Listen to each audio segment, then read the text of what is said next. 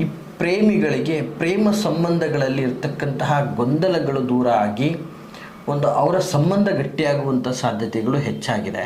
ಉನ್ನತವಾದಂತಹ ಅಧಿಕಾರ ಆಗಿರ್ಬೋದು, ಉನ್ನತವಾದಂತಹ ಸ್ಥಳ ಆಗಿರ್ಬೋದು, ಅಥವಾ ಒಂದು ಒಳ್ಳೆಯ ಸ್ಥಾನಮಾನ ಆಗಿರ್ಬೋದು. ವರ್ಷ ಮೊದಲಾರ್ಧದಲ್ಲಿ ನಿರೀಕ್ಷಿತ ವೆಚ್ಚ, ಹಾಗಾಗಿ ಖರ್ಚುಗಳಲ್ಲಿ ಜಾಗ್ರತೆಯನ್ನು ವಹಿಸಬೇಕಾಗ್ತದೆ.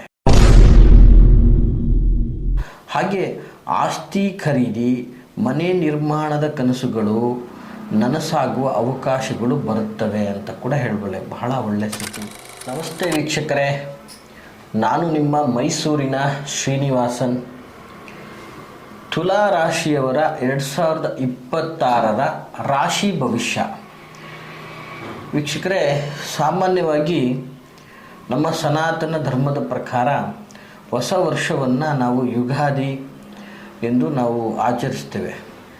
ನಮ್ಮ ಭಕ್ತವೃಂದದವರ ಒತ್ತಾಯದ ಮೇರೆಗೆ 1/1/2026ರಿಂದ 30/12/2026ರವರೆಗೆ ತುಲಾ ರಾಶಿಯವರ ವರ್ಷ ಭವಿಷ್ಯವನ್ನು ಈ ಒಂದು ವಿಡಿಯೋದಲ್ಲಿ ತಿಳಿಸಲಿಕ್ಕೆ ಇಚ್ಛೆಪಡ್ತಾ ಇದ್ದೀನಿ ವೀಕ್ಷಕರೇ.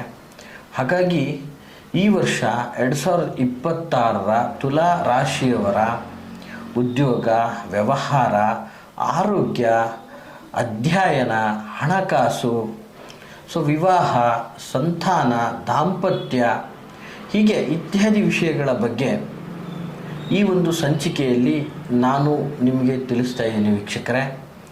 ತಪ್ಪದೆ ಸ್ಕಿಪ್ ಮಾಡದೆ ನೋಡಿ ಅಂತ ಹೇಳ್ತಾ, ಮೊದಲನೇದಾಗಿ ಈ ವರ್ಷ ತುಲಾ ರಾಶಿಯವರಿಗೆ 2026ರ ಉದ್ಯೋಗ ವ್ಯವಸ್ಥೆ, ಉದ್ಯೋಗ ಕ್ಷೇತ್ರದ ಬಗ್ಗೆ ನೋಡುವುದಾದರೆ, ಉದ್ಯೋಗದಲ್ಲಿ ಹೊಸ ಸ್ಥಾನಮಾನಗಳು ಸಿಗುವಂಥದ್ದು. ಅಂದರೆ ಉನ್ನತವಾದಂತಹ ಅಧಿಕಾರ ಆಗಿರ್ಬೋದು, ಉನ್ನತವಾದಂತಹ ಸ್ಥಳ ಆಗಿರ್ಬೋದು, ಅಥವಾ ಒಂದು ಒಳ್ಳೆಯ ಸ್ಥಾನಮಾನ ಆಗಿರ್ಬೋದು, ಈ ಒಂದು ವರ್ಷ ಪ್ರಾಪ್ತಿಯಾಗುವ ಸಾಧ್ಯತೆ.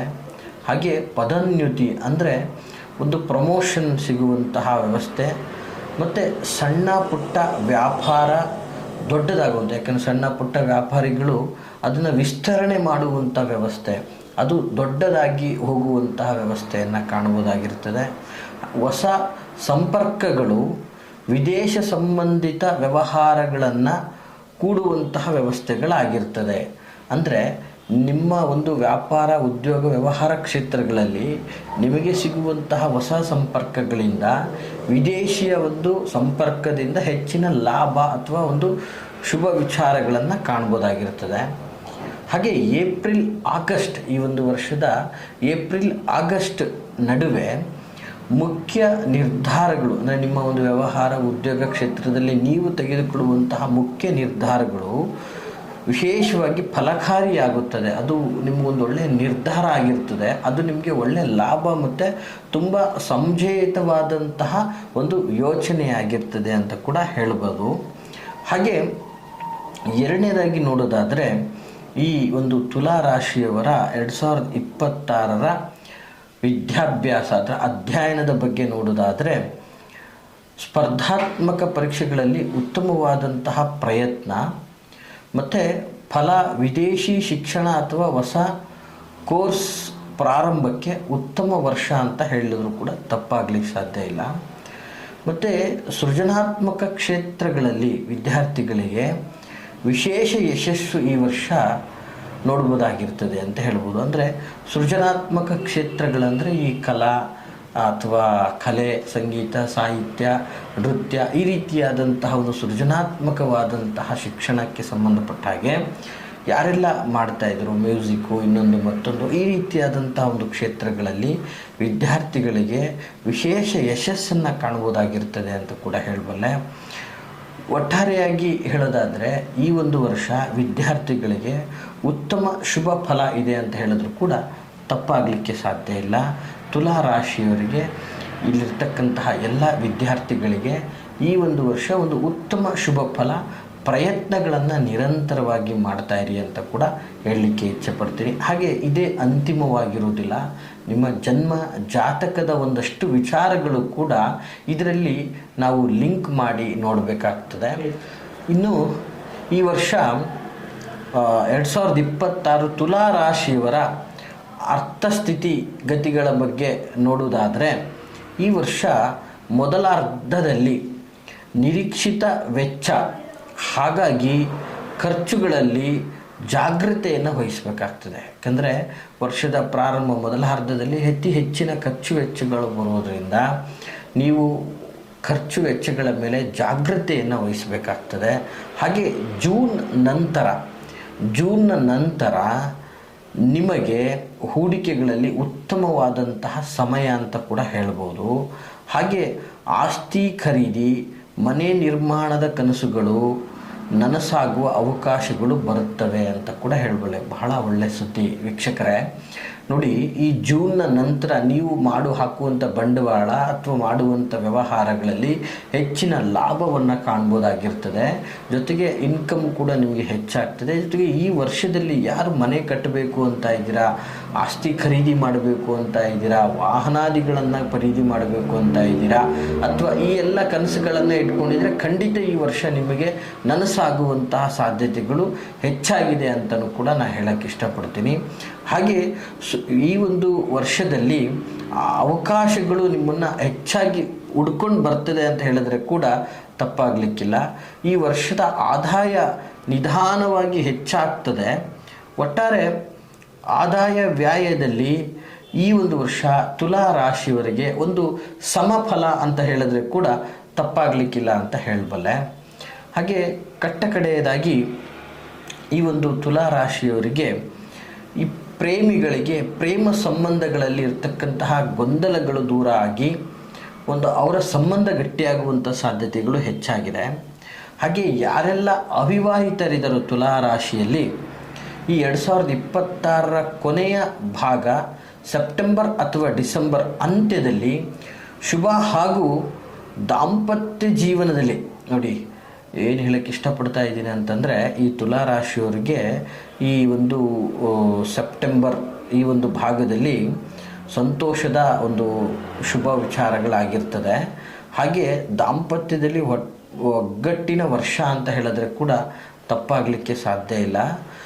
ಕುಟುಂಬದಲ್ಲಿ ಸಂತೋಷದ ಕಾರ್ಯಕ್ರಮಗಳು ಈ ವರ್ಷ ಅತಿ ಹೆಚ್ಚಾಗಿ ಜರುಗುತ್ತೆ. ಅಂದರೆ ಒಂದು ವಿವಾಹ ಕಾರ್ಯಗಳಾಗಿರ್ಬೋದು, ಅಥವಾ ಮಂಗಳ ಕಾರ್ಯಗಳಾಗಿರ್ಬೋದು, ಎಂಗೇಜ್ಮೆಂಟ್ ಆಗಿರ್ಬೋದು, ಸೀಮಂತ ಇತ್ಯಾದಿ ಶುಭ ಕಾರ್ಯಗಳು ಈ ವರ್ಷ ನಿಮ್ಮ ಮನೆಯಲ್ಲಿ ನಡೆಯುವಂತಹ ಸಾಧ್ಯತೆಗಳು ಹೆಚ್ಚಾಗಿರ್ತದೆ. ಹಾಗೆ ಈ ತುಲಾ ರಾಶಿಯವರಿಗೆ ಈ 2026ರಲ್ಲಿ ಆರೋಗ್ಯಕರವಾಗಿ ಆರೋಗ್ಯಕ್ಕೆ ಸಂಬಂಧಪಟ್ಟ ಹಾಗೆ ಎಚ್ಚರ ವಹಿಸಬೇಕಾದಂಥ ವಿಚಾರಗಳು ಯಾವುದಪ್ಪ ಅಂತಂದರೆ, ನೋಡಿ, ಸಾಮಾನ್ಯವಾಗಿ ಚರ್ಮ, ಕಿಡ್ನಿ, ಕಫ ಸಂಬಂಧಿತ ಹಾಗೆ ಸಂಧಿವಾತ ಸಮಸ್ಯೆಗಳು ಸ್ವಲ್ಪ ಕಾಡಬಹುದು. ಹಾಗಾಗಿ ಯೋಗ, ಧ್ಯಾನ, ನೀರಿನ ಸೇವನೆ, ವಿಶೇಷವಾಗಿ ವಾಕಿಂಗ್, ಇದು ಈ ಒಂದು ವರ್ಷದಲ್ಲಿ ನಿಮಗೆ ಬಹಳ ಮುಖ್ಯವಾಗ್ತದೆ. ಜೊತೆಗೆ ಮನಃಶಾಂತಿಗಾಗಿ ಹೆಚ್ಚಿನ ಧ್ಯಾನವನ್ನು ಮಾಡೋದು ಉತ್ತಮ. ನೋಡಿ, ಇಲ್ಲಿ ಚರ್ಮ, ಕಿಡ್ನಿ, ಕಫ, ಸಂಧಿವಾತ ಅಂತ ಬಂದಾಗ ಇದಕ್ಕೆ ಸಂಬಂಧಪಟ್ಟಂತಹ ಸಮಸ್ಯೆಗಳಿಗೆ ಬಳಲುವಂತಹ ಸಾಧ್ಯತೆಗಳು ಹೆಚ್ಚಾಗಿರ್ತದೆ. ಆದಷ್ಟು ನೀವು ನಿಮ್ಮ ಸ್ಕಿನ್ ಆಗಿರ್ಬೋದು ಅಥವಾ ಕಿಡ್ನಿಗೆ ಸಂಬಂಧಪಟ್ಟ ಹಾಗೆ ಒಂದು ಕೇರಿಂಗ್ ತೆಗೆದುಕೊಳ್ಳುವಂಥದ್ದಾಗಿರ್ಬೋದು, ಯಾವುದೇ ಜಿಡ್ಡಿನ ಪದಾರ್ಥಗಳನ್ನು ಸೇವನೆ ಮಾಡದೆ ಸಂಧಿವಾತ ಆದಷ್ಟು ವಾಕ್ ಮಾಡಿಕೊಂಡು ನಿಮ್ಮ ಹೆಲ್ತನ್ನು ಕಾಪಾಡಿಕೊಳ್ಳಿ ಅಂತ ಹೇಳೋಕ್ಕೆ ಇಷ್ಟಪಡ್ತೀನಿ. ಸಾಮಾನ್ಯವಾಗಿ ಈ ಒಂದು ತುಲಾ ರಾಶಿಯವರು ಬಳಸುವಂತಹ ಪರಿಹಾರ ಏನಪ್ಪ ಅಂತಂದರೆ, ಶುಕ್ರ ಗ್ರಹದ ಬಲಕ್ಕಾಗಿ, ಯಾಕಂದರೆ ತುಲಾ ರಾಷ್ಟ್ರಾಧಿಪತಿ ಶುಕ್ರವಾಗಿರೋದ್ರಿಂದ ಶುಕ್ರ ಗ್ರಹದ ಬಲಕ್ಕಾಗಿ ಶುಕ್ರವಾರ ಬಿಳಿ ಬಟ್ಟೆ ಬಳಸುವುದು ಬಹಳ ಸೂಕ್ತ. ಅತಿ ಹೆಚ್ಚಾಗಿ ಬಳಸುವುದು ಇನ್ನೂ ಸೂಕ್ತ. ಹಾಗೆ ಬೆಳ್ಳಿಯ ಧಾರಣೆ, ಬೆಳ್ಳಿಯನ್ನು ಕತ್ತಲ್ಲಿ ಅಥವಾ ಕೈಯಲ್ಲಿ ಹಾಕ್ಕೊಳ್ಳೋದು ಬಹಳ ಉತ್ತಮ.